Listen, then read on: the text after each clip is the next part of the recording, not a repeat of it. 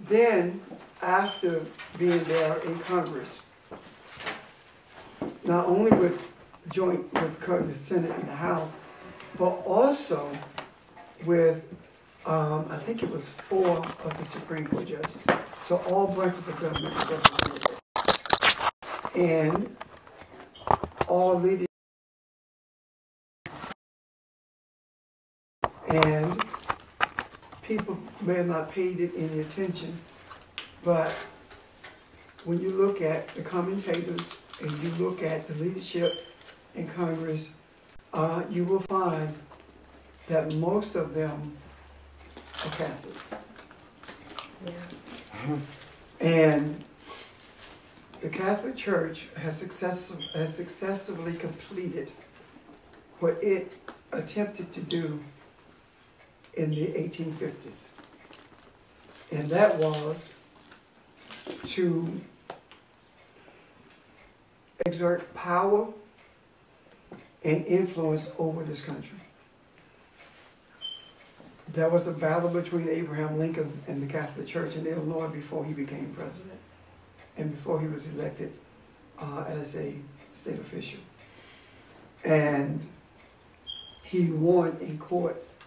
And the battle was over them beginning to exert an amount of influence that would give them controls over this country, going state by state and making sure that they had Catholic settlements in the states. He paid the price for that with John Wilkes Booth. When John Wilkes Booth shot him and left the place, left the theater, he went to a nun's house. And it was a priest who assisted him. So the Southerners did not kill Abraham Lincoln. Catholicism did. Wasn't Booth a former Jesuit? He was. He was a former Jesuit priest. And this priest is, the Pope is Jesuit. Who wasn't the Pope a former, wasn't who a former Jesuit priest? Both of John Wilkes. Yeah, and this Pope is a Jesuit.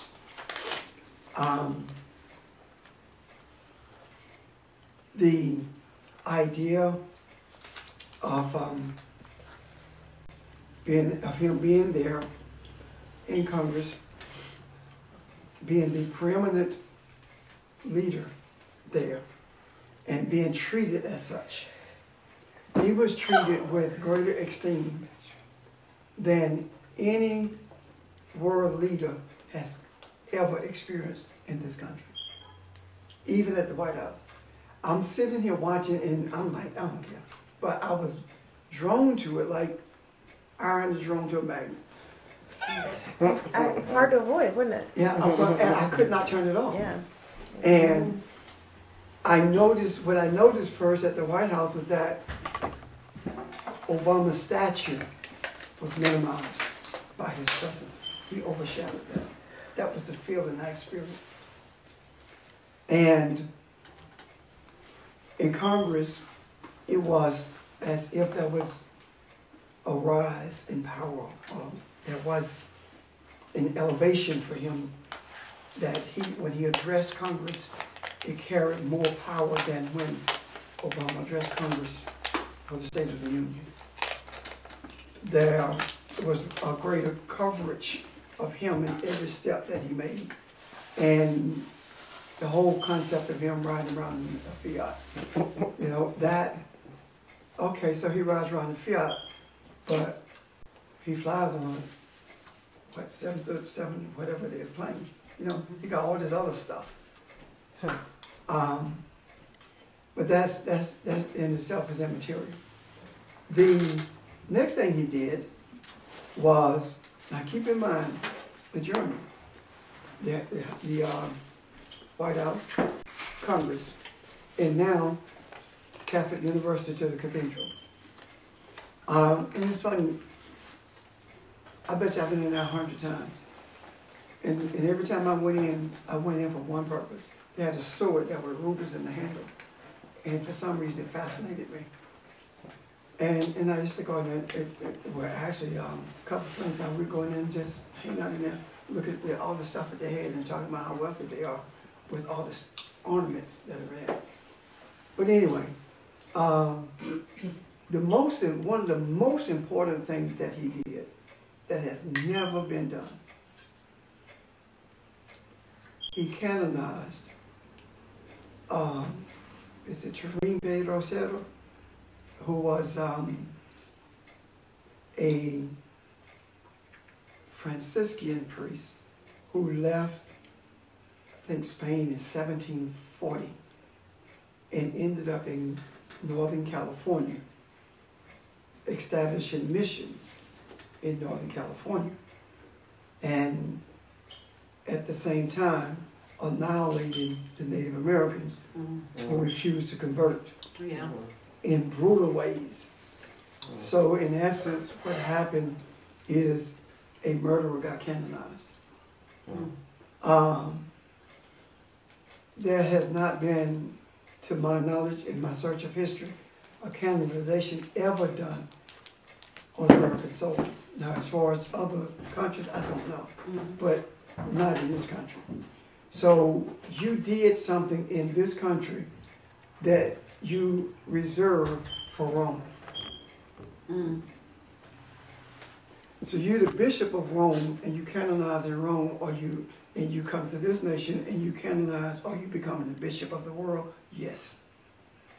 Because after the canonization, if you listen carefully at some of the news commentators and some of the commentators they had from the various Catholic universities around the country, if you listen to them very carefully, they talked about, they made reference to him after the canonization as the bishop of the world, as the Holy Father of the world, as the Holy Father of the whole of mankind. And the next thing happened is that he went to the United Nations. The meeting at the United Nations this time had a larger representation of heads of state than any meeting of the United Nations in the history of the United Nations. What happened in the beginning? The first thing happened when he got to the United Nations was that he toured the building. That seems so benign until you think about the energy, residual energy that you leave in places if you know what you're doing. Then he spoke to the staff and blessed them. Now every place he's gone, he's blessed, including Cuba. Then he spoke to the UN itself and blessed all these world leaders.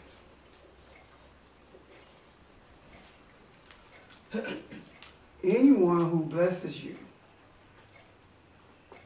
has authority over you. Otherwise, they can't bless you.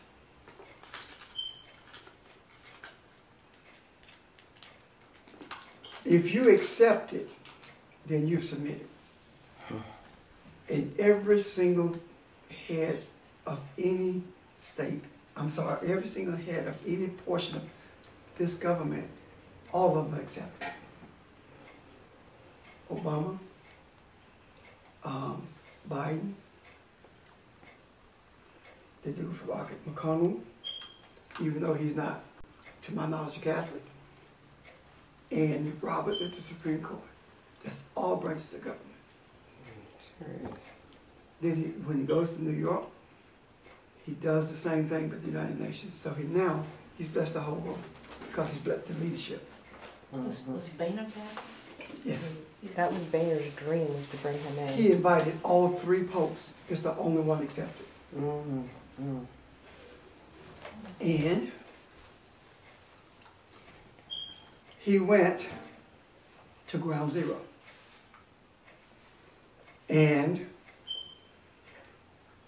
every religion you can dream of was represented there. And each one of them read from their, for lack of a better term, their holy book or their book of guidance or the book of enlightenment. They recited from portions of it. And each one ended with a quote. And in the words of Pope Francis, and then they quoted him. Each one of them did that. And when they finished, he is the one who gave prayer and blessings to all of those religious representatives on stage. And they were lined up across the stage, and he walks up and stands in the center of them, and they flank him on each side. So every religion has also submitted. And if you look at the history of religions, you will find that all of them have been influenced greatly by the Catholic Church. Yeah. You'll also find that internally of these different religions, there has always been a resistance to the Catholic Church. Always a resistance to the Pope. And always a recognition by some of the ulterior motive of Catholicism. And you do not have to go back far to understand the ulterior motive of Catholicism. World War II, Poland, Romania, Yugoslavia, Czechoslovakia, Papal States. The Pope ruled those states. Rome had total rulership over those nations. And it was really spreading into, out of Eastern Europe into Western Europe. So now what we have seen is a different course. It has moved from a physical lordship to the expression of lordship over all religions, a lordship over the powers of government, not just in this nation, but around the world. No one in New York who leads a nation got the notoriety that he got. Last night, they canceled the Billy Joel concert at Madison Square Garden so he could do Mass. 20,000 plus people there. And he did Mass in the place of, in the financial capital of the world, New York. And if you look at this, you will see that from Cuba all the way up, all he did was bless. He did Mass at the temple when he canonized the guy at the cathedral. Each thing that he did Mass, which is it's like Jesus says when he is in, take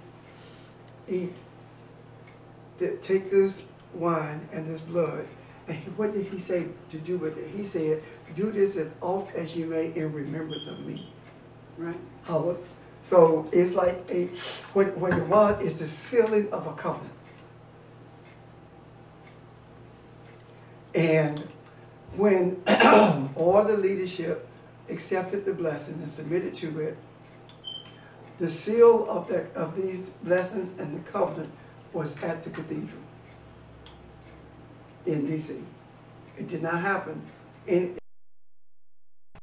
When he completed everything he did in New York, he did Mass at Madison Square Garden, sealing the covenant. You follow me?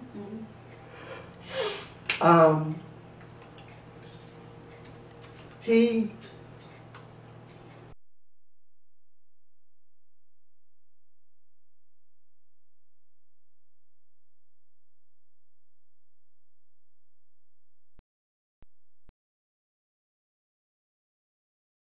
saying, well, I'm sure Bill Joel in mind, the Pope was here. You know, it was like, it doesn't matter what we have to do to make sure that he gets what he wants.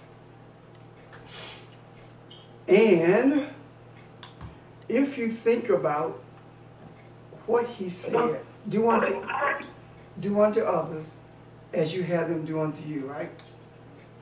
Okay, the Billy Joel concert.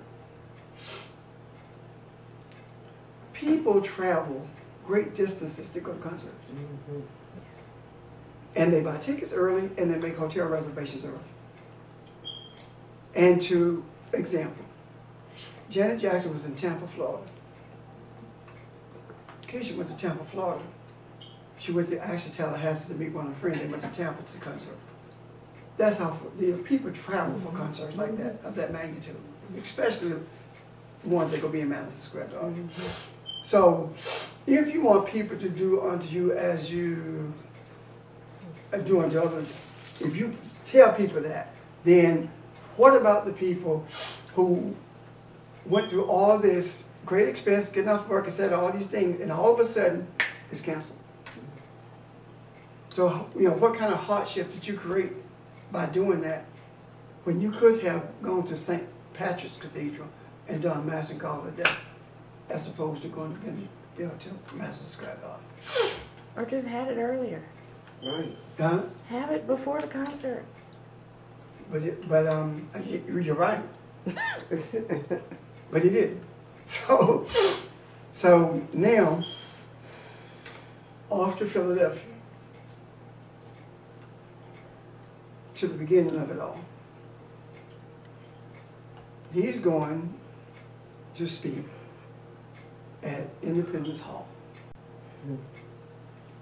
That's where we were, remember? And it is my desire that all of the energy that we left at Independence Hall would be intermingled with his energy, so as to create whatever needs to be created, so mankind can see the fullness, can see the reality of the emptiness and of the impotence of Catholicism, post-Constantine Christianity, and any religion that does not bring mankind to an awareness of who it is, Elohim. Janice. I have a couple of questions, but the first one is, how is that intermingling of energies not an adulteration? An adulteration is when you submit to another religion or another belief system other than the one that the Creator intends for you to be submissive to. When it's done for the benefit of mankind and you understand what's happening, it is not adulteration, it is really spiritual warfare.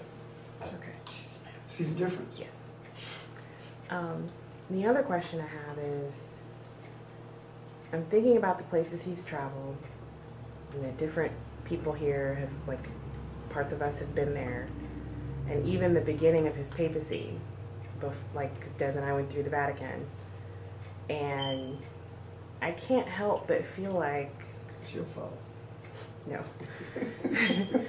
like it's a last-ditch effort, and it's doomed to fail. Like, he's too late. And All this has already been done. Like, you're right. Absolutely. And that's the reason I said polarization for the purpose of unification. We are going to see, first of all, let's back up a little minute. yeah. Why is a preacher speaking to the UN in the first place? They're not going to let any mom up there. No. And Exactly. why Especially is- not before Congress. no, you're right. So what happens if an imam comes to this country and wants to speak to Congress, nothing's not gonna happen. They raised the flag of the Vatican flag You're at kidding. the UN for the first time in the history of the UN. God. Yes. So we know the importance and power of flags by virtue of what happened with this Confederate flag, right? Yeah. So this idea that stands out to me is Russia has moved equipment and troops into Syria.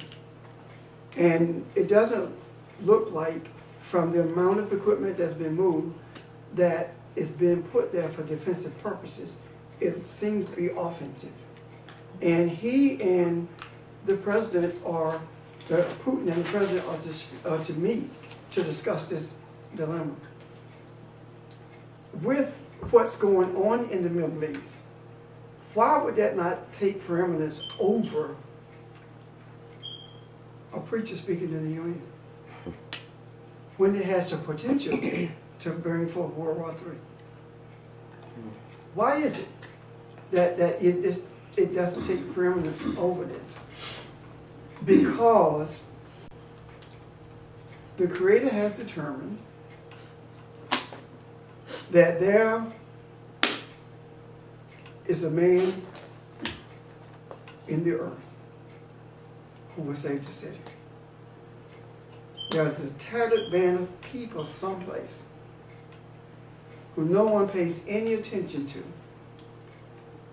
And that tattered band of people do not want any attention. But is able to claim all of the attention in the other world and influencing the movements of the spiritual realm as it relates to mankind. This band has been brought together because of what is happening now. If there were not people in the earth to understand the signs of the times and be brave enough or courageous in their speech and deed to face it and speak the truth regardless of the consequences, the Creator never would have allowed mankind to come to the brink of extinction. That's exactly what we are. When we look at what's happening to the climate change is what did it in the first place. When the Cro-Magnon and Neanderthal, all that was climate change. We look at all the battles that's taking place. And every battle that's taking place now is related to religion. Afghanistan, Iraq, Syria, Yemen, all of it is related to religion. Somalia, Kenya, Israel, all of it is related to religion. And no one seems to be paying it any attention. And when we look at this country, we say, no, we are spreading democracy. Democracy is simply the robe of Christianity. If democracy is not the robe of Christianity, then why is it that the Pope can speak and the Imam can't? Why is it that Netanyahu can speak, but Putin can't? Why is it? Or Ahmadinejad. Yeah. Or even China's president. Yeah. He's supposed to be an ally. I mean, Yeah. it's not a comfortable one, but Why can't he speak?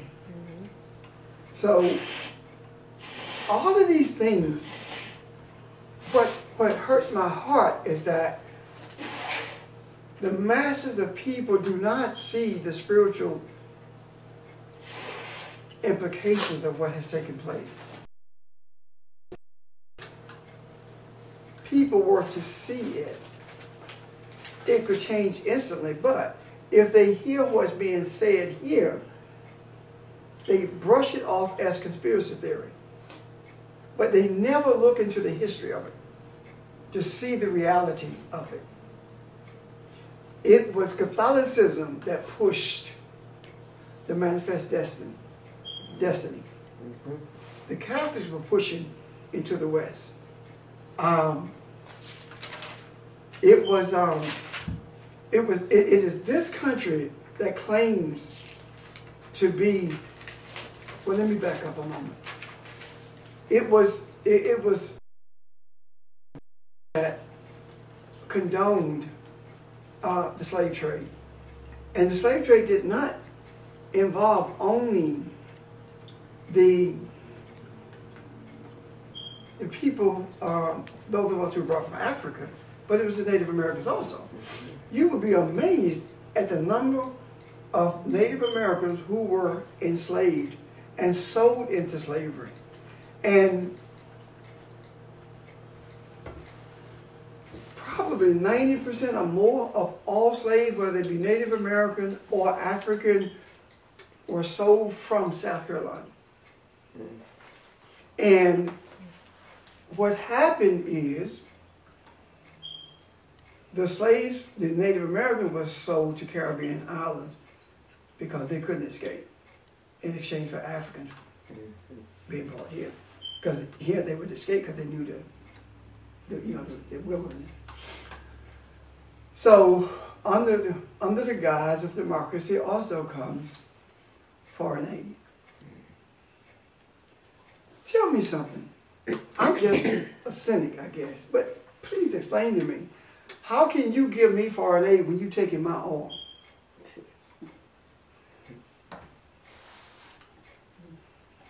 Well, all the dollars in my country is flowing back to your country. Oh, you giving? You see what I'm talking about? Mm-hmm.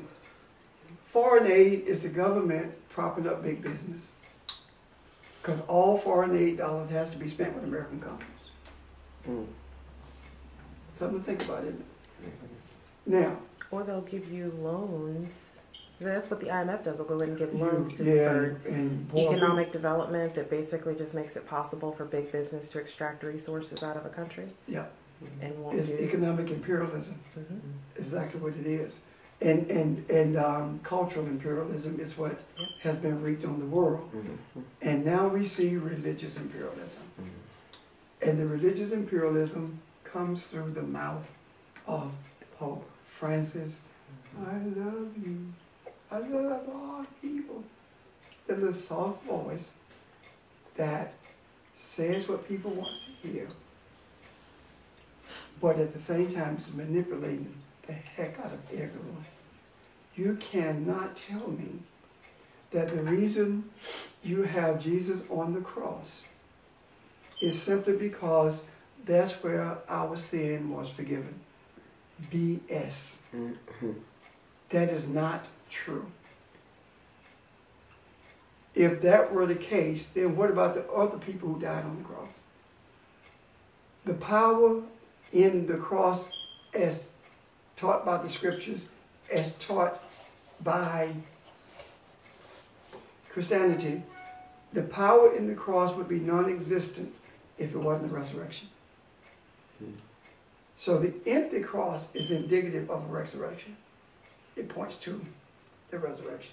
But on the cross points to continuous death, continuous suffering. I don't care how you paint that picture, it still doesn't look good.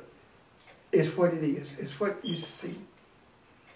And in Madison Square Garden, there was a huge cross. And you know, Catholics got some rituals for you, boy. They got some dressed up stuff. They got it for you. Anything you want ritualistically, they got it. Any symbol you want, they got it.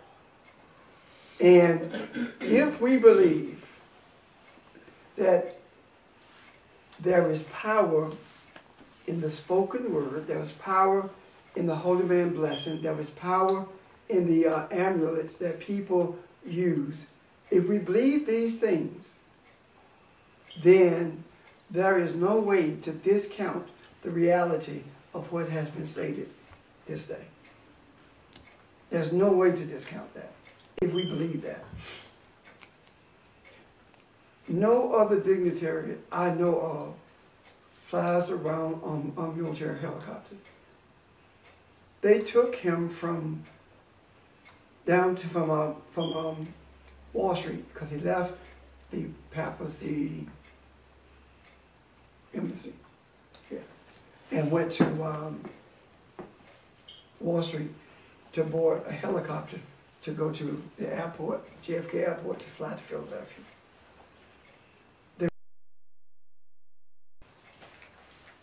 No other state that I know of uses military helicopters for transportation. So why would you use military helicopters? Military helicopters, military planes transport the president, the vice president, secretary of state, etc. Do they not? Yep. So Commanders of the armed forces. the armed forces were his transportation and protection. Even though they talked about Secret Service, of course, out there. But when you look at the symbolism involved here. So we are on the brink of auto destruction or total change. There are no gray areas. All the gray areas were obliterated the moment he stepped foot in Cuba and headed this way. There are no gray areas. And I think that's what you were alluding to earlier. That's where we are. And for those who think that what is being discussed is not serious and is not spiritual, just stay where you are, we'll handle it. We'll take care of you too. In spite of your desire to remain ignorant to what truth is, we will be your protectors as well. That's where we are. And I did not realize until later the reason that I was riveted to this. It was like I could not stay away from it. I had to not only hear it, I had to see it. And every step of the way, I saw a pathway to darkness. But I also saw the pathway that leads to light.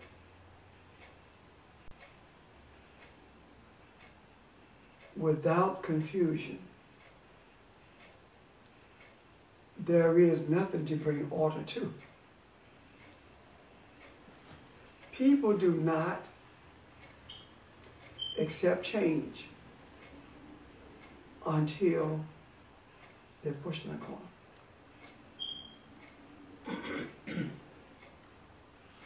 I am sure that some of us can remember when I know the Baptist church I went to had no dealings with Catholics at all. Because they said that the Pope sets himself up as God and he's not God. Yep. That was all Protestant churches. Yep. The Methodist Church said it had broken for Catholicism, but that little thing that they read, The Apostles' Creed. the Apostles' Creed, yeah, talking about how what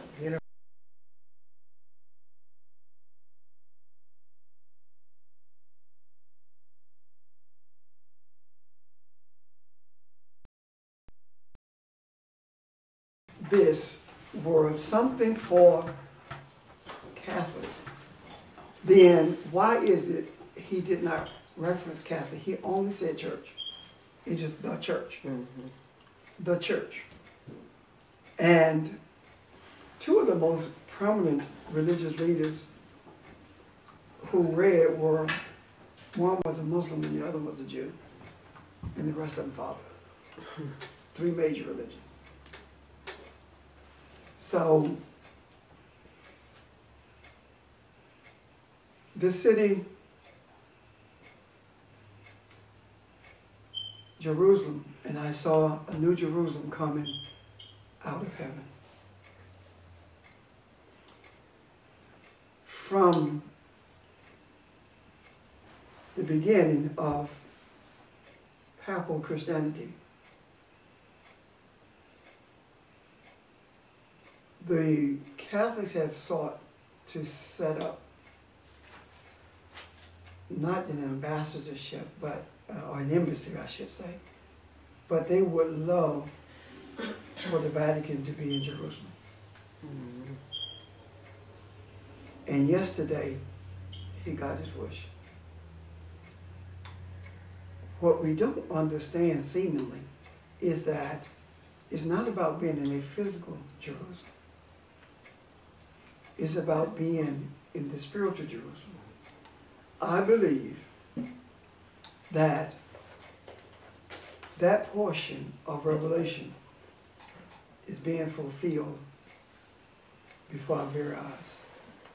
And it brings me to the brink of tears to think about the number of men and women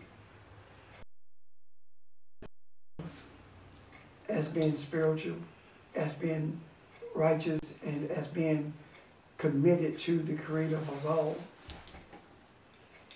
cannot see that the New Jerusalem is different than a physical event.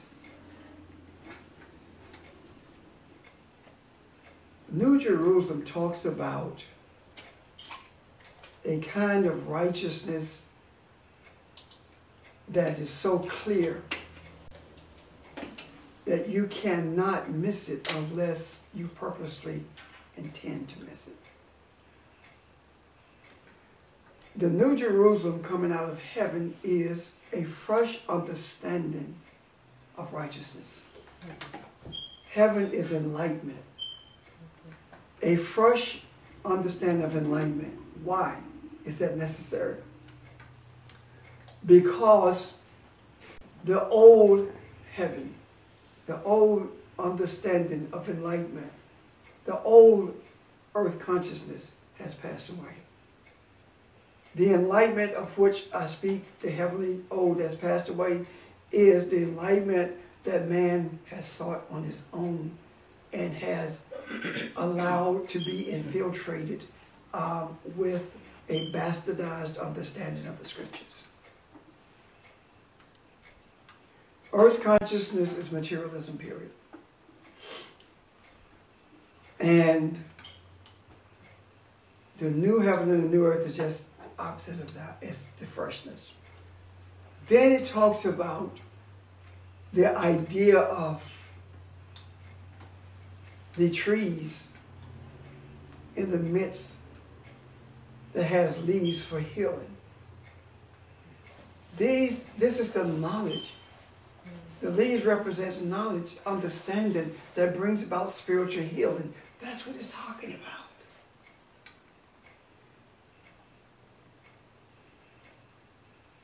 When I think about this week, I see the maturation of the tree of knowledge of good and evil. And the birth of the tree of life.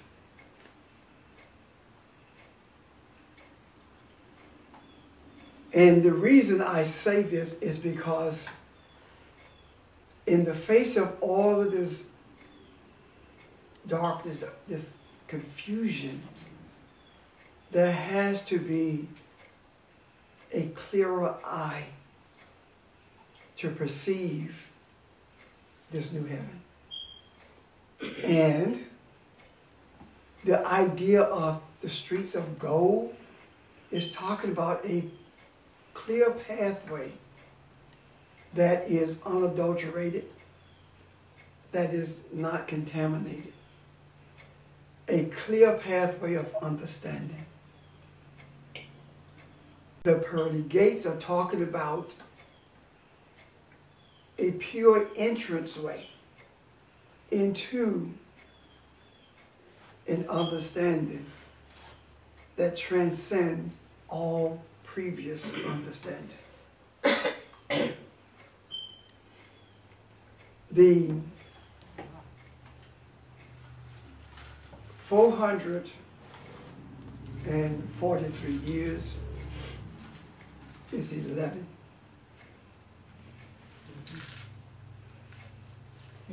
Is that 443 years is 11. where'd that number come from again? 443 years that a pope, that someone became pope who was not born in Italy. Oh. So, John Paul was the gateway to where we are. And John Paul did not do what they wanted, so John Paul ended up transitioning. And Benedict ended up resigning. Unheard of. And two heads is a monster. We talked about that. Is that in the scripture? Yeah. 2 heads? The monster. And also in the scripture talked about the city that sits on 7 hills. The Vatican. So this Pope is the third one. 3 is what? Divine completion. So that's where we are now. Why do we start counting with Benedict? No, John Paul. John Paul. The reason is because he was the first pope in 443 years Oh. who was not born in Italy. John Paul He was from John Paul II. he was from Germany? Poland. Poland. He was from Poland. Ratzinger or Benedict was from Germany. And this one is from South America. And he is the first one who was not born in Europe. In 1,000 years. One. With 3 zeros. And there's a connection with Hitler maybe in all 3 countries or something, isn't there? It is. Yeah. It is because John Paul, it came up about him being friendly towards the Nazis during World War II, or after World War II, I should say. And Francis' parents left Italy right after World War II and moved to Argentina. And we know what happened in Argentina. Were they supporters of Mussolini? I don't have a history of them being supportive of Mussolini, but I don't see any other reason they left. Most people When were. most people were leaving, war was lost, keeping in mind that Mussolini could never have risen to power in Italy without the support of the Catholic Church. Could never have done that. The mafia could not have risen to power without the Catholic Church. Never been able to do that. When you think about that with Mussolini, and you see that the war ended the way it did, it was a failure. They lost, then they switched sides. All of a sudden they became, well, we need to pray for those who were killed in the Holocaust. They switched sides. And there has been the history of it, of papal Christianity. There's been a history of it. And I believe that the Creator allows us to see these physical events so that we can be confident in the outcome of the spiritual events. There is no doubt in my mind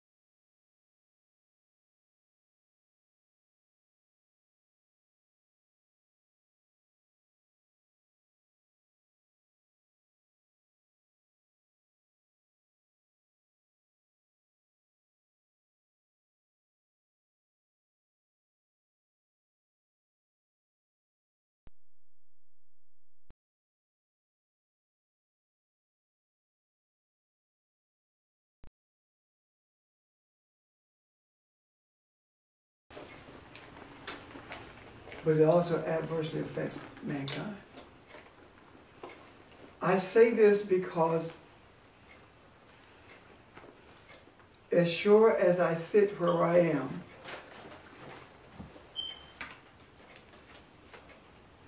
there will come a time, and in some of our lives already here, especially the facilitators, there will come a time in our lives when we're going to have to make choices. The chalice of poison, or the excuses we make to avoid doing what we know we need to do. The poison chalice represents the hidden desires that we have to enter a place where ego becomes king. Wanting to be known. The chalice of poison is also laziness. Lack of desire to do what needs to be done, waiting on someone else to do it. The chalice of life says that regardless of whether it's Phoebe, children, friends, it doesn't matter. Whatever needs to be done in order to bring us to this place where humanity realizes it is Elohim, it must be done. No matter what we have to overcome to get it done. It must be done. Who is my brother? Who is my sister? Who is my father? Who is my mother? Jesus raises that question, and he answers it. Whoever does the will of my Father. Whoever follows the desires of the Father. What is he saying? The work that leads to following the desires of the Father transcends bloodlines, transcends all forms of relationships, because we who have chosen this pathway have made a conscious decision to do the will of the Father, regardless of what it costs us materially or physically. We have chosen to throw off the yoke of papal authority that was pushed upon us unknowingly through post-Constantine Christianity. We've chosen to throw that yoke off. And we have pretty much done it. There are other things to be done, don't want to shape that. But in doing so, there comes a huge responsibility. And this responsibility cannot be taken lightly. I do not believe that we take it lightly. I don't believe that. But I believe that we have a propensity to do it because of the propensity to protect self. That's just it.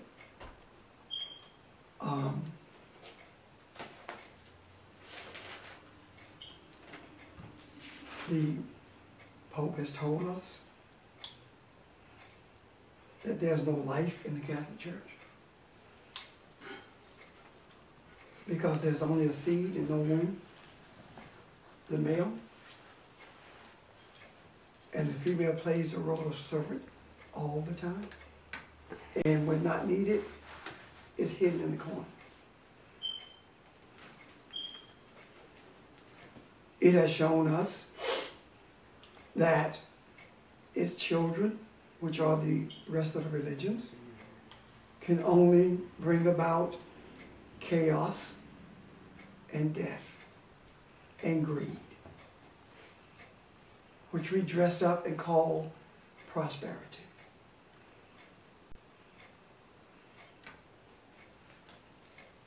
This church has shown us that true humility is not in the way you walk, not in the way you speak, but it is in the way you respond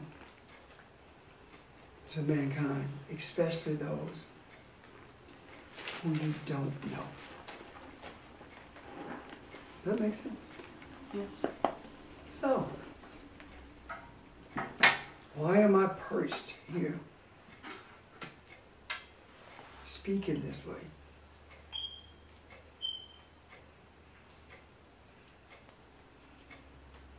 I believe that my tenure in this earth is to be a lightning rod for truth.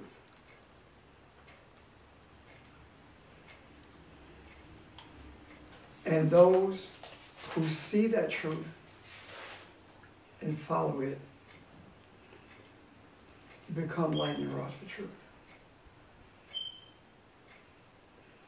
In defense of the body being on the cross,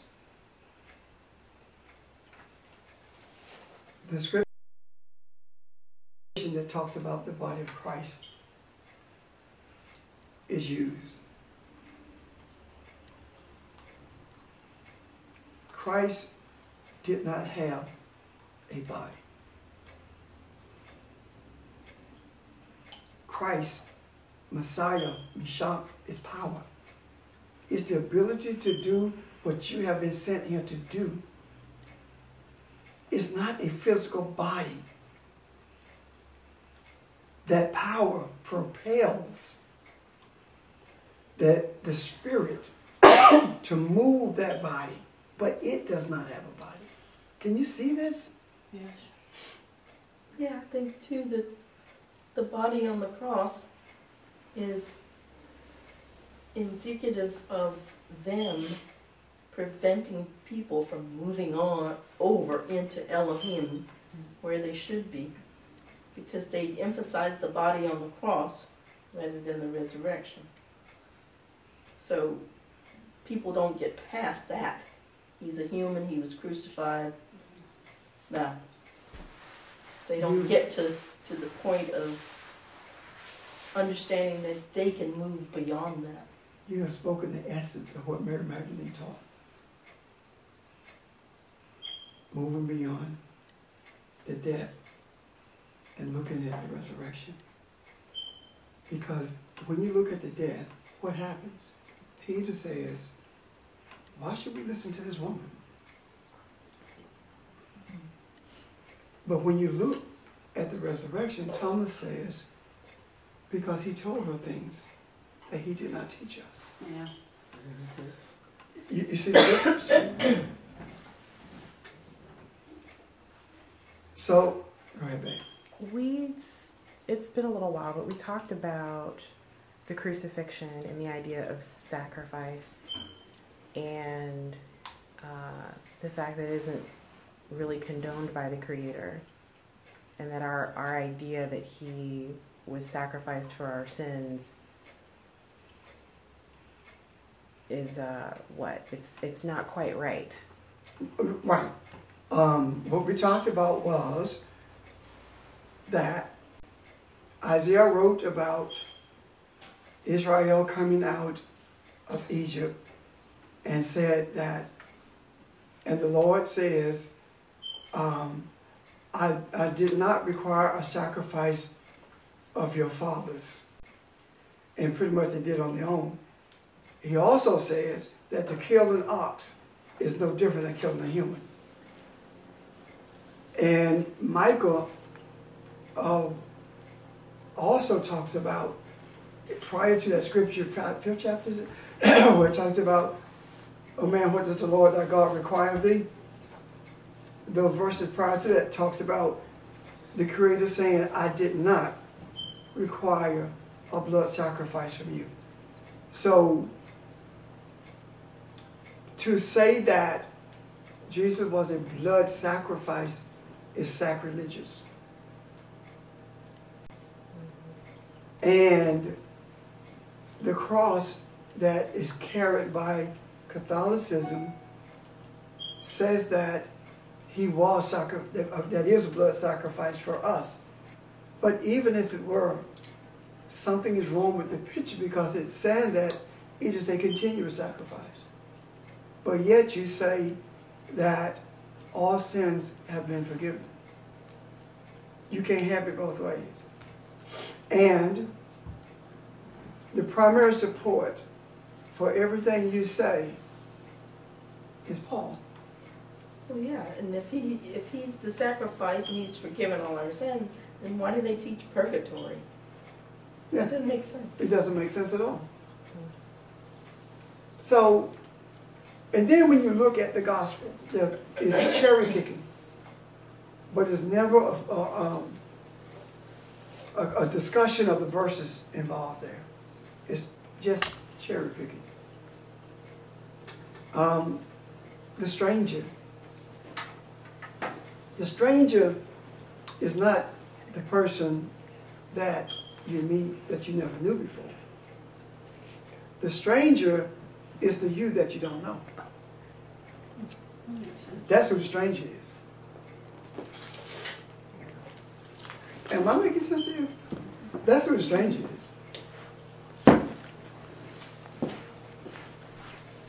So, that's where we are. Any questions? As you were talking earlier, the thing that resonated with me that I wrote was our purpose is to see beyond the distractions, because it doesn't matter how large they are or how big is quote unquote life they seem, it's still a distraction. Yes. And it doesn't matter how many people cheered for 15, 20 minutes while they talked about the Pope at Madison Square.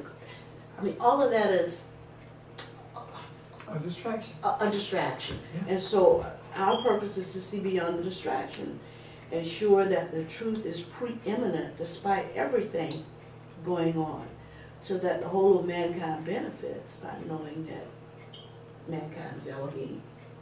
I mean, despite all of that stuff, I mean, that's the truth that has to. something that struck me.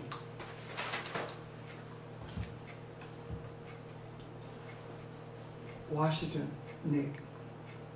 Right? Mm-hmm. New York, Sheldon. Philadelphia, George. But this is what really struck me. The canonization of Settle, Mm-hmm. Northern California, Rainier. Yes.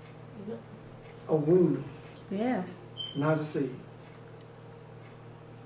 Yeah. So, All those key places we've got people. yes. Wow. you've got power. Yes. That's better. You've got power. Because it's not the people. It's in order for people who don't understand maybe to see what we're talking about in this instance, the spires that adorn the cathedrals, especially in Europe, are sources of power. It's like conducting power, energy from one place to the other. That's what they represent. And where we are located is similar to that, but it's a bit different in terms of the purpose for this power being moved around. Well, the issue also is that not only is the one physical, the steeples and the spires are both physical and spiritual to an extent. Where we are located, we don't have that physical representation. Right.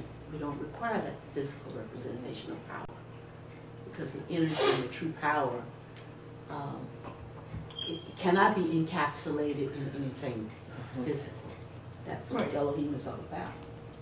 I remember about 3 years after I came to Columbia, maybe 4, I don't know. It was very shortly after. I made a statement. Someone said to me, why didn't you do this on Sunday? And I said, the reason we don't do it on Sunday because I wasn't told to do it on Sunday. And the people who are committed will come. And we don't have to advertise because they will be drawn by the light. And I do not understand the reason I am in Columbia, the capital. But I do know this is for a purpose. And it will change, not just this state. And I did not understand it at that time. But that's what I said. Why? Now I see it. Rainey and I were talking. And she was talking about the percentage of African Americans who has a lineage that can be traced back to South Carolina. And the stronger African genes, or you find a stronger gene pool of the African in South Carolina than any place else.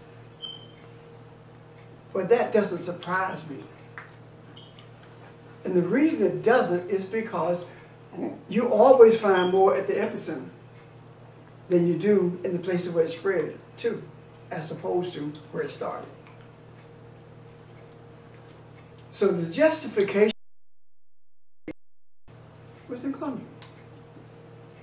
It was in Columbia. So we have to deal with that. So anyway, any questions?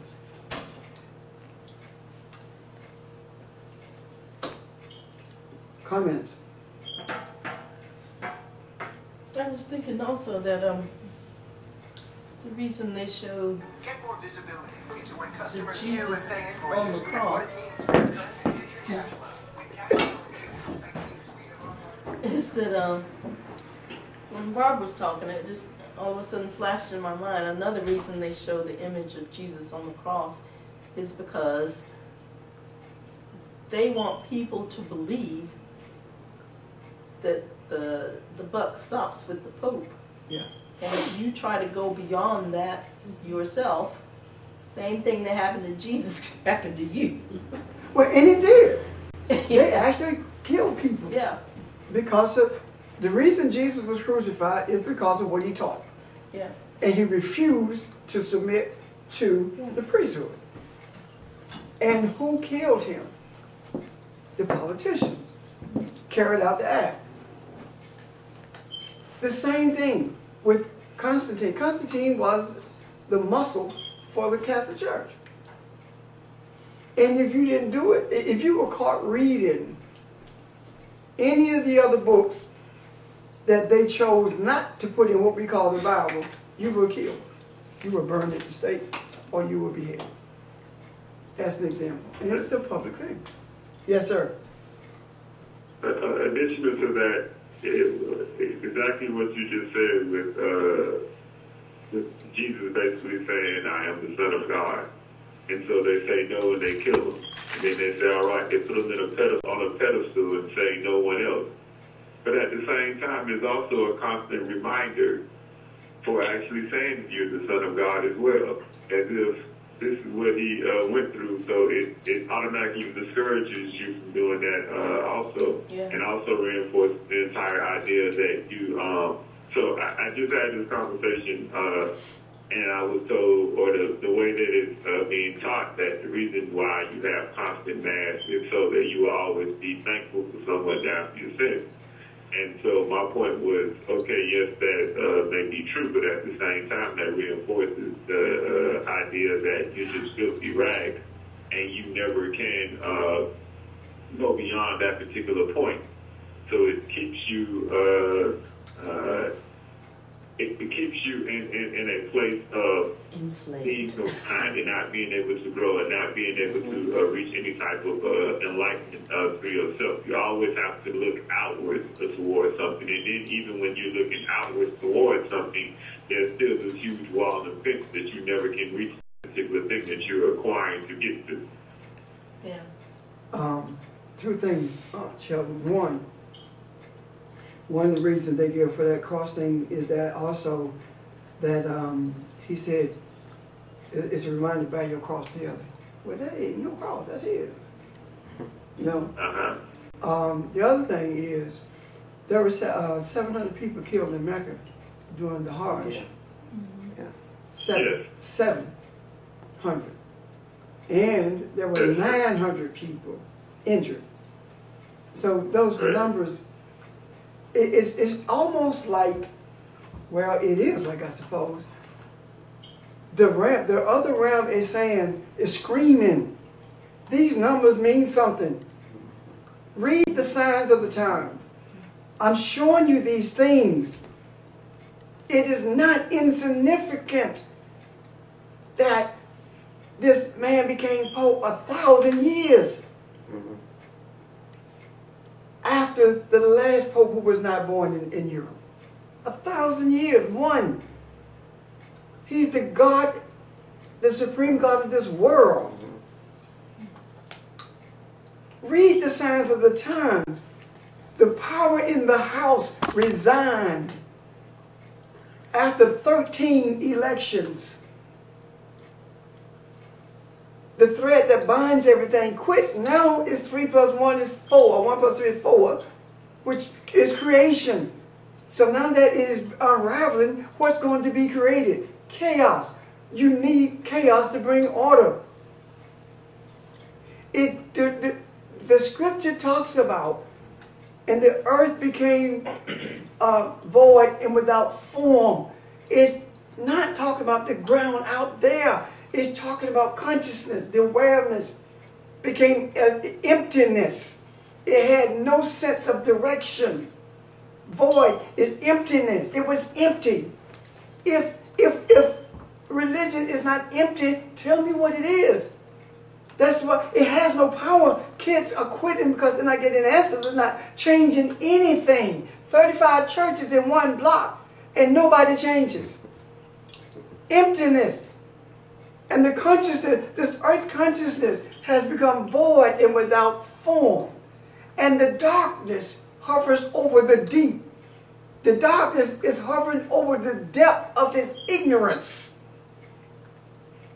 And what happens is someone has to recognize that the darkness hovers over this, the depth of this ignorance. That hovering over must be separated from the light, so that the light can bring order to the darkness. And that is the reason we see that light was separated from darkness, and light, and the word that says, and he said it was good, that is not what it says. It says, and it was beneficial. Beneficial for what? And to whom? If the separating of the light is beneficial for the new heaven and the new earth to be brought into existence.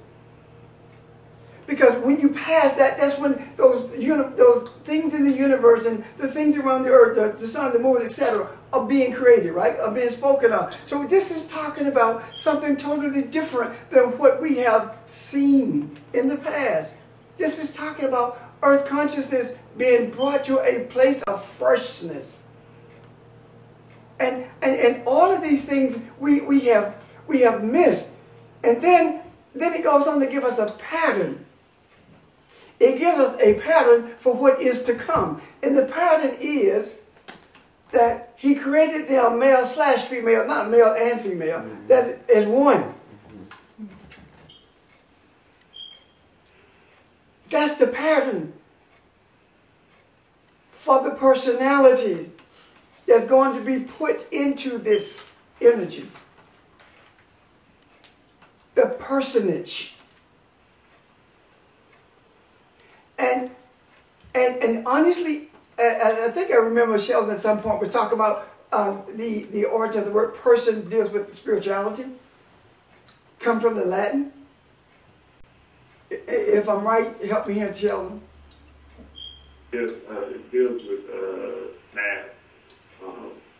So it's losing in terms of what we think of first. It's almost when you were talking about earlier, the stranger being part of yourself that you don't know. That idea of not the part of yourself that you don't know or you're not familiar with is what allows you to think that you are a person in that. And look at all the things that relate to people in the scriptures that speaks to the concept of air, breath, or spirit. Constantly. And in the midst of all your learning, in that place where you will grow so you can be Elohim, in the midst of that, there is something there. If you eat, if you learn from the tree of life, you will become as Elohim. But if you eat, if you learn from the tree of the knowledge of good and evil, you shall surely die. So what are you saying? That's that chalice of poison you talked Yes. about versus the chalice of life. That's it. So what are you saying? You eat from this tree, you shall surely die. You will die to the understanding, to the awareness of who you were created to be. That would die inside of you. And now you're going to have to work to bring that understanding. And in order for you to be able to do this in a place where things can be bound by time, this flesh was put into a body. And this physicality came into being.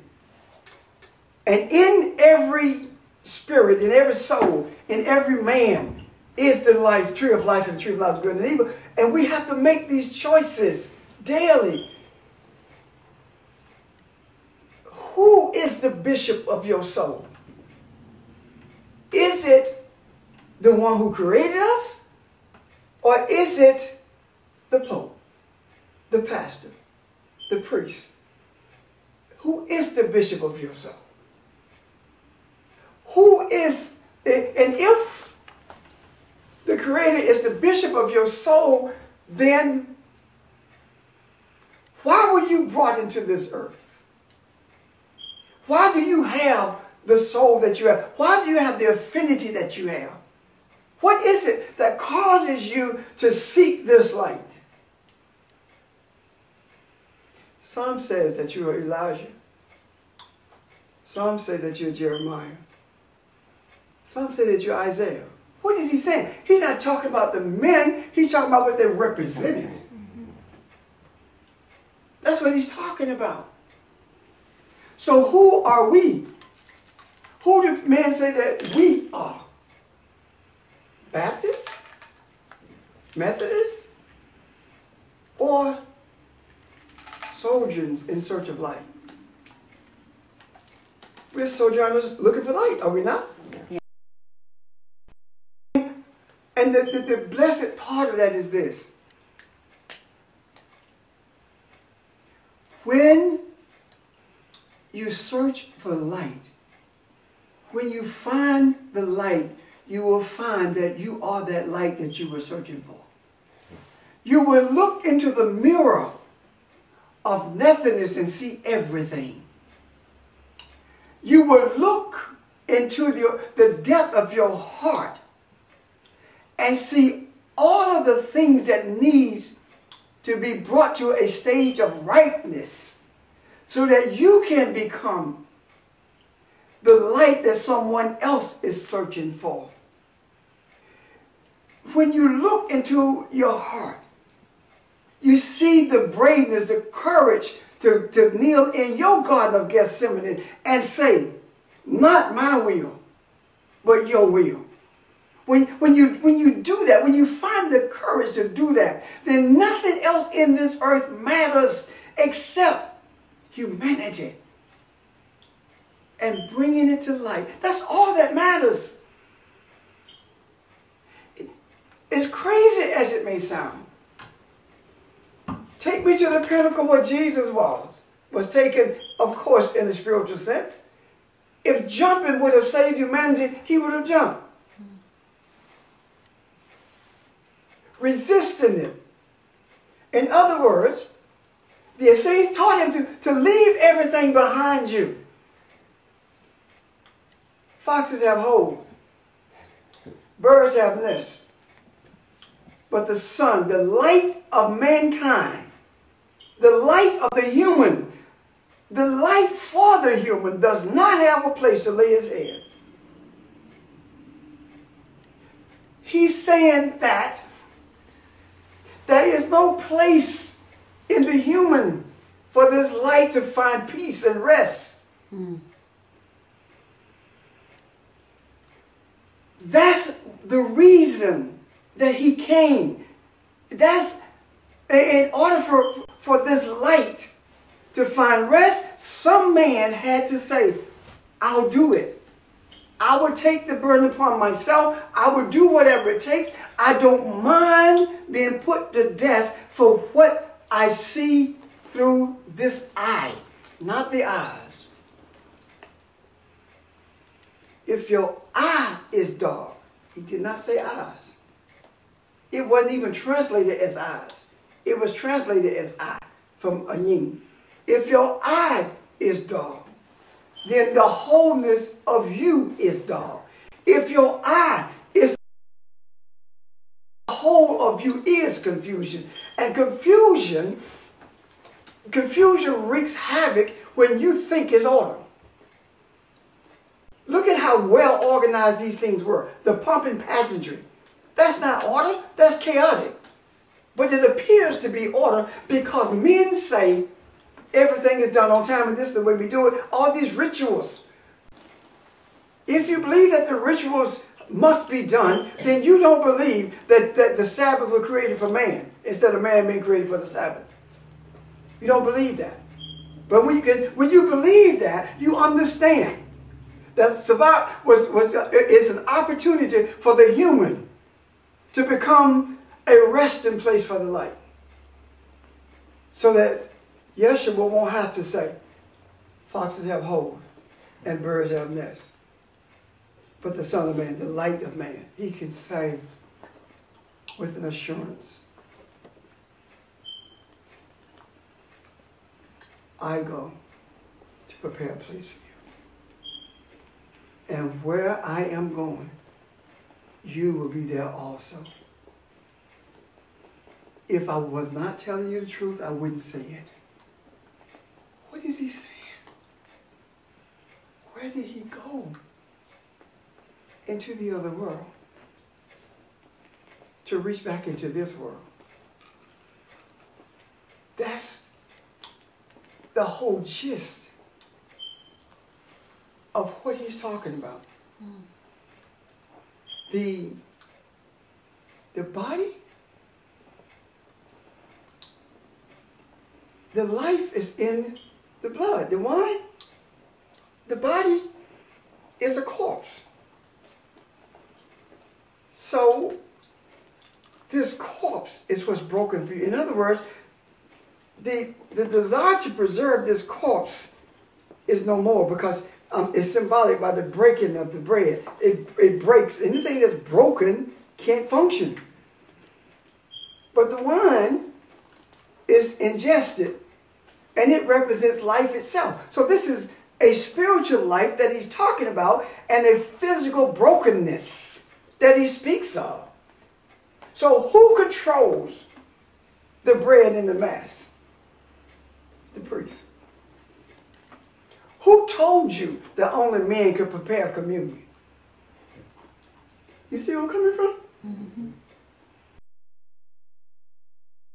Have their origin someplace. And you say, well, what, now we have women doing it too, but they're doing it with the same understanding that the men did it. Yeah. They're not doing it with the understanding of what it really means. So they have become a womb to birth over and over again the same darkness and misery that was birthed from the beginning. That makes sense to you? Yes. Yes. Doing it. When you said, I go to prepare a place for you, what I saw was not only is he reaching back to us, but the place he was preparing is not necessarily in the other realm. It's here for us to be greater than he was. Yeah, I can see For that. us to do and be greater than he was. And that's, and the key word in that is do. Do. We have to do in the physical to combine with the spiritual. Got it? Well, for example, if you think something and don't speak it, it doesn't come to fruition. But when you speak it, you give life to it. Creating. That's right. Yeah. So the spiritual, this is, oh my God, this is what I see. I see that this tree of life of knowledge of good and evil, when I speak righteousness, when I think righteousness, that's the tree of life. When I speak righteousness, that's the life that's in the tree of the knowledge of good and evil. That's the good in it. Mm-hmm. That makes sense. You see? Mm-hmm. And I can continue to do this. Eventually, the tree becomes a source of life, just like the tree of life. All I'm saying is this, is that in order for us to be Elohim, we have to do what Elohim did. And one thing that he did that I think we missed and left for us to do. The tree of life was planted in the garden. Leave the tree of knowledge of good and evil. Leave it alone because you don't understand it yet. This tree is here for you to change into the tree of life. Otherwise, why? Why is it there? Why is was it it there? created? Yes. Why? It has to be for us to bring rightness to the darkness. To the darkness. This is what I'm talking about. This So the false- tree of the knowledge of good and evil is us. Yes. And we are, as we press on in terms of knowing who we are, Elohim, that transforms and becomes the tree of life itself. This false humility, this false piety, this sense of this air of righteousness, the garment of the priest, the garment of holiness. All of these things are outer appearances. All of them are. just like democracy is the garment for Christianity, and Christianity is the weapon of choice for imperialism,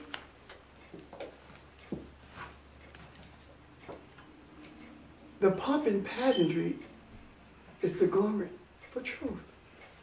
It's hiding the truth from mankind. It's taking the light and putting it under a basket. Can you see this? Yes. So what happens? And when the ring, 1 minute, Mish. The garment pageantry, is hiding the light. so pageant, how do you That's say that word, pageantry. how do you say that word? Is the basket that is hiding the light. Yes. And the reason I say that is because the pomp and pageantry come from the origin of the church, Catholicism, the post-Constantine church. And the origin knows what the light is. So it creates a spiritual basket to hide in. Can you see that? That's where we are. That's where we are. So what do? We take the essence that we are aware of, embrace it, and seek to make others aware of their essence. This is our responsibility. It is not standing in the midst of 20,000 people. It's standing in the midst of humanity. That's what this is about. Someone sent me a text. The Pope and his Fiat, the like figure Fiat. And pray for $1 in what appeared to be a convertible Porsche.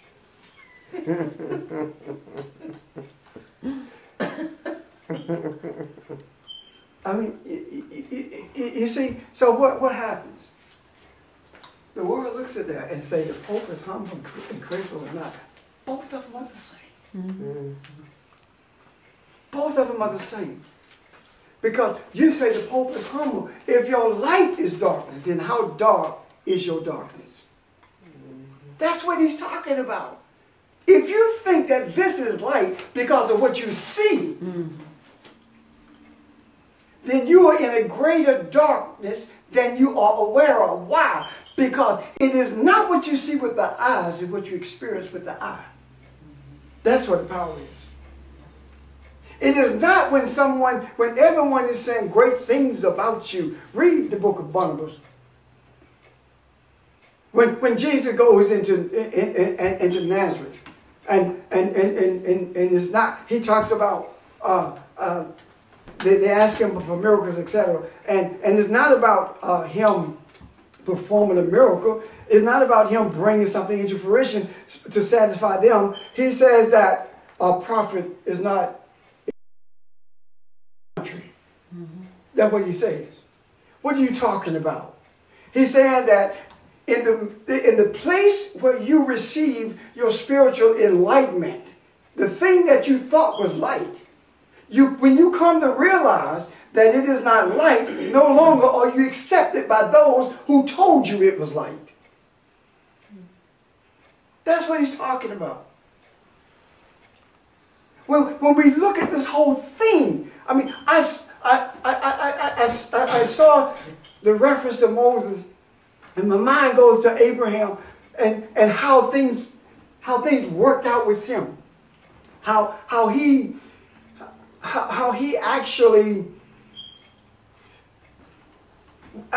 was told that you can't find anything in what you've been taught that's going to give you life. You got to leave it all. Your folk are not going to like you. You got to leave it. But where am I going? Don't worry about it. Why can't you tell me where I'm going? Because you will shape it. Go to a place that I will show to you. A land. I'm taking you to a place of consciousness, a place of awareness that you have no idea of. But you got to go through some things first. He didn't tell Abraham that. He didn't tell Abraham he had to go to Egypt. He didn't tell him that he had to go to an entangled place, a place where you are going to have total confusion, but it's okay. He didn't tell him that, did he? The things that we have gone through because of this desire puts us in a position of total responsibility for mankind. And the things that some of us must do, if you knew about it, it would not be acceptable to you. But it doesn't matter. It's what is acceptable to our Creator.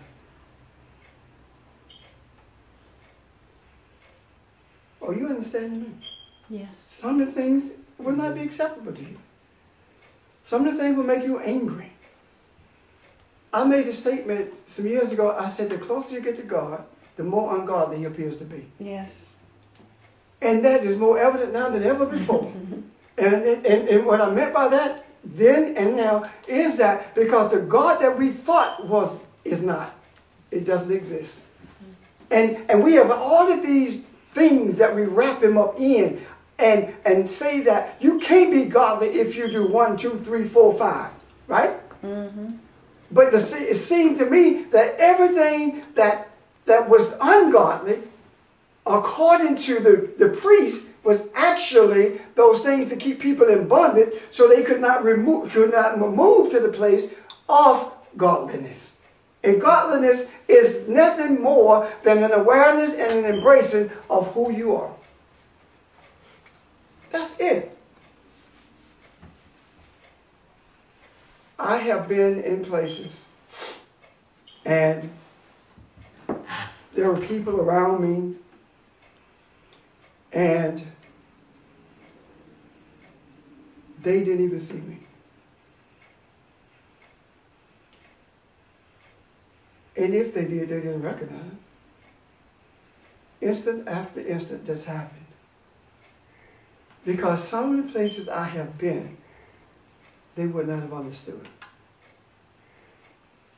You understand what I'm saying here? Yes. What is that saying? There are places in the other world that I go into that you will understand.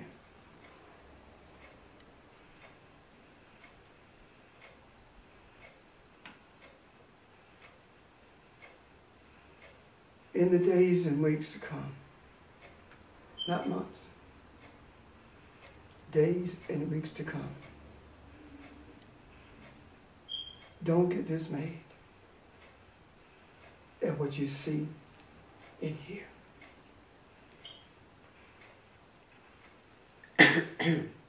When you hear the cries of the poor, when you see the chaos of the government and hear the ignorance of the church, don't be dismayed. The end has not yet come.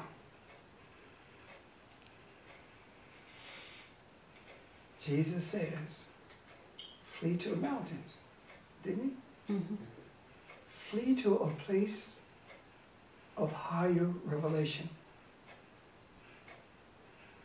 That place is in you. Mm-hmm. That place is your New Jerusalem. That place is your new heaven and new earth. The new enlightenment, that new earth consciousness, the newness of it. Why is it new? Because it's newborn. Comes out of a fresh womb. every time a womb delivers, it becomes a virgin womb for the next delivery. Because no seed is in it. We have this physical stuff of virginity all mixed up. We have all these things that we see with our eyes confused.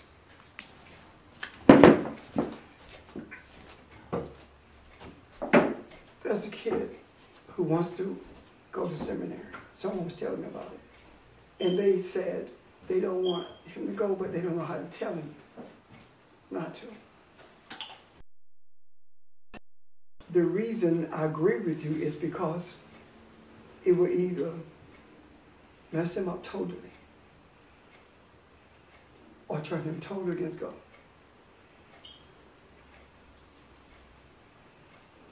To help him make a decision, bring him to a place where I teach. And let him see the difference. Let him experience the unfolding of the scriptures as opposed to the yelling out of the scriptures. Let him see what happens when you have an experience like the centurion had. You don't have to come to my house. I don't have to come to you to do what I do. The centurion says, you don't have to come to me to do what you do, just do it. And when he got home, he says, at what hour did the fever break? At the 6th hour. That's the hour of man, 6. Mm-hmm. Mm-hmm. So what is he saying in relationship to us? The fact that we don't have to be there to have that effect. We don't have to be there to break the fever. All we have to do is desire it, that the fever is broken. Jesus didn't have to say, wait a minute, hold, I'm going with you. No, you stay. Well, I got to go with, no. He didn't say that. He said, okay. And then he said, in the whole of Israel, I have not found such faith. What did he say? In the midst of those who would rule like God, I found no faith like this. What is he saying in the vernacular today? In this, what we're talking about, Mm-hmm. in the whole of Christendom, I have not found the faith that I have experienced with this centurion. That kid needs to understand that you don't get power. You are power.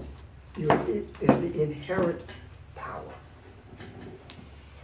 So, and truly, I want to let it go. I keep seeing the stuff that's in here that transcends the divided books of the Bible. The thread that ties them together. And that first verse in the first chapter of Revelation is what I am experiencing, and I hope you are experiencing. That first verse says that these are the revelations of John that was told or taught to Jesus. Get that? Jesus had to be told what the revelations were. Is that not what it's saying? Yeah. I'm experiencing these things that were revealed that he told to John, for John to tell. Now, Jesus didn't walk up to John and say, hey, come here, let me tell you something. It was a spiritual conversation, spiritual communication. Are you with me? Yes. Yes. And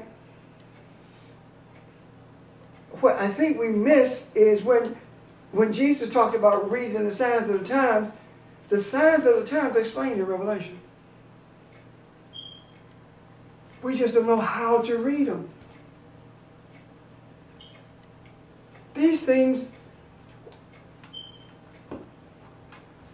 let me show you something. We talked about the pearly gates, right? Mm-hmm. The gate was made from pearl, right? Right. You know what it said? Mm-hmm. Where does the pearl come from? The depths of the sea, right? Mm-hmm. From the deepest spiritual place comes the oyster. I mean Pearl. the pearl, right? Mm-hmm. And not only that, it comes out of the darkness of that it's in. And when that pearl comes from that darkness, it is more valuable than any cultured pearl. And men have risked their lives and still do to this day to retrieve just one. And the most valuable pearl is the black pearl. Something to think. Out of the depth of the darkness comes that pearl. It's the gate. If that is the truth, and I believe it is, then it is from the depth of our darkness that we see the light. Mm. Not from the place of light, but from the depth of our darkness. Mm. I just remember who said it, who talked about the dark night of the soul. Mm-hmm. Let me share this with you. There is no such thing as one dark night of the soul. There are many dark nights of the soul. There are many places where you feel like you've fallen off of a cliff and wonder if what you believe is true. And all you can see around you, and I don't mean physically, all you can see around you is chaos. And you are agitated because you cannot find a way out. And you get an opportunity to speak, to teach, to talk to somebody. And truth fall from your lips that have never entered your mind. And all of a sudden, the dark night of the soul has been lifted. And you think that it came to an end. No, no, no, no, no, no. You had to go through that to get what you needed so you could give it. And once you give it, it frees you. This is where we are. This is where we are. I don't know where we go from here. But I do know it's not backwards. Because there's nothing to return to. All we have is our Creator. That's all we have. It's our Creator. I purposely look at things from the human perspective when I start thinking about what is to come. I purposely do that because I don't want to shape it. I don't want anything to enter my mind about what it might be.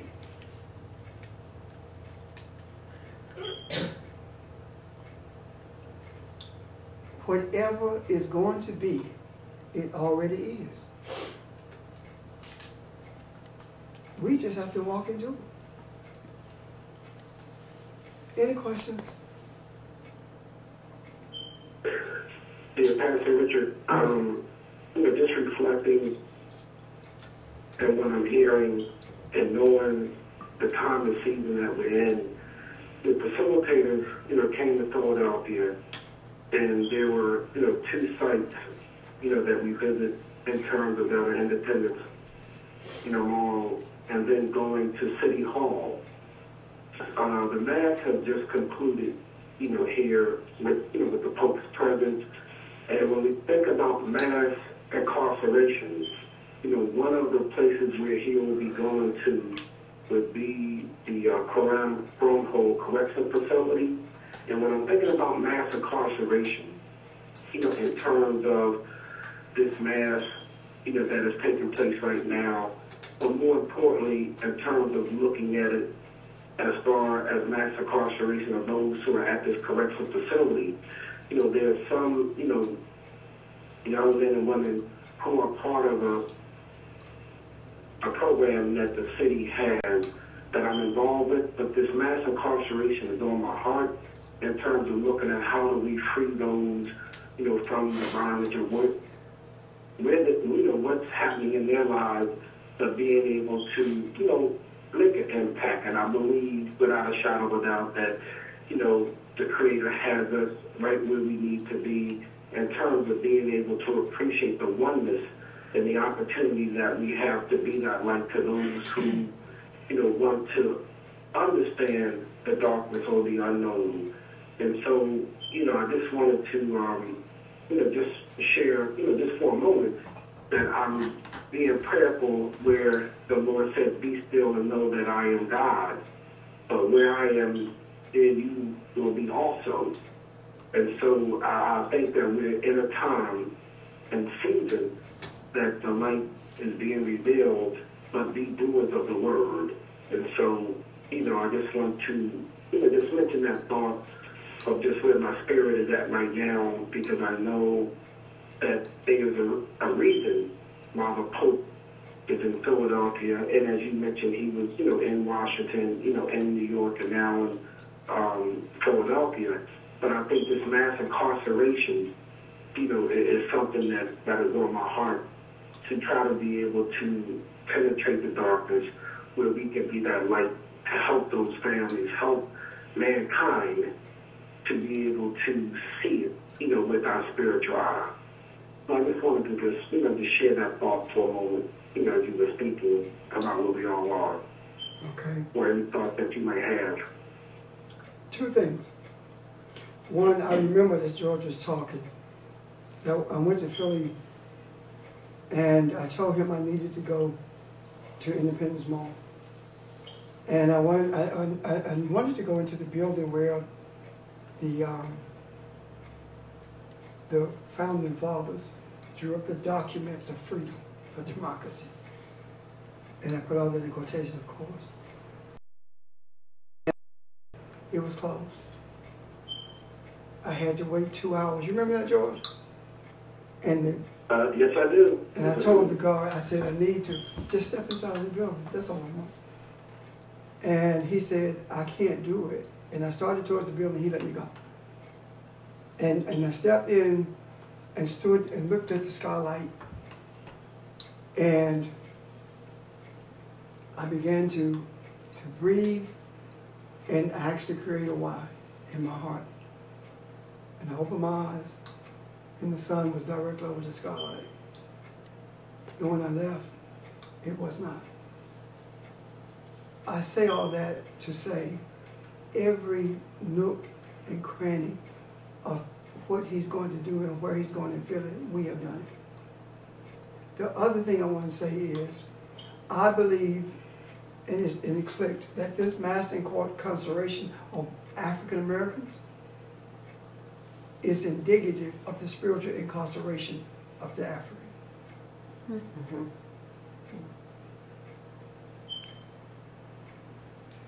The African believes post-Constantine Christianity at a deeper place than the ones who taught it to him. Think about it. It can't just be the African that's incarcerated, though, if we are one. No. If we talk about what the African represents. That's it. Go it's ahead. That spirituality that's been incarcerated. Right. And I guess I needed to elaborate, but you're absolutely right. That's what I mean. The spirituality has been incarcerated, and that's one of the reasons when people look at Native Americans and say, well, look at what they did to Native America. That's why they couldn't do it to us. They tried. But it couldn't happen. If you kill the root, the fruit dies. Right? Mhm. Where did the first man come from? Yep. So all of these things that we're talking about, and thank you, I think, was that you, Janice? Mm-hmm. Okay, for mentioning Yeah. that. Okay, for mentioning that. I appreciate that. Because I don't want anyone to hear this and have a misconception of what we're talking about. Because this is a crucial time in which we live. Okay. And Pastor, I apologize, but when we were in South Carolina, one of the significant points of emphasis as far as the visit for us or for me was the angel oak tree. And when you spoke about the tree, our, leaves for healing, I see the leaves in terms of our life, being able to be that point of healing. So again, I think there are some images, there's some, where we were, and just experiencing the atmosphere, it is bringing healing. I believe we need to understand that in terms of how nature is impacting, on our lives, in terms of just again seeing it, from our spiritual eye. I think that we impacted nature in a bad way. Okay. You see that? Okay. Yeah, and the reason I include us because we are humanity. The climate change or global warming is all of our responsibility. Right? Yep. If it were so we are impacted. You see what I'm talking about? But we have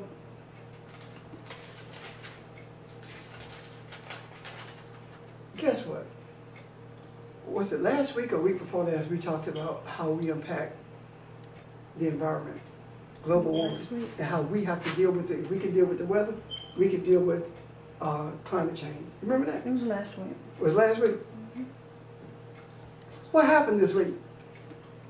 Volkswagen got caught with their pants down. Yes, they did. 11 million cars. Mm-hmm. Wonder why that happened. You think they're having the impact on the climate? They're happening that we are missing. Right. And now, what I heard this morning is that they believe that other car companies did the same thing. And the reason that they were able to do it in such a surreptitious manner is because the EPA does not have the funds to test the cars. They say, you test it. You test your car and tell us what it, what rating it is, and we're going to accept that. And that's how that's done. Wow. So why is it all of a sudden, the very week after we talk about it, a major contributor is exposed? Something to behold. All right. Something to behold. Okay. Questions? I have, oh, sorry. I just have a comment. We haven't talked about the blood moon in all of this. Go ahead and talk about it. The one on Sunday. Go ahead and talk about it. Do you think the blood moon could have something to do with the ministration of the woman? A cleansing? What's the purpose of menstruation? Cleansing. To cleanse the womb, to prepare it for the egg and the semen, the sperm, right? For life, the Life. next time. Mhm. Right?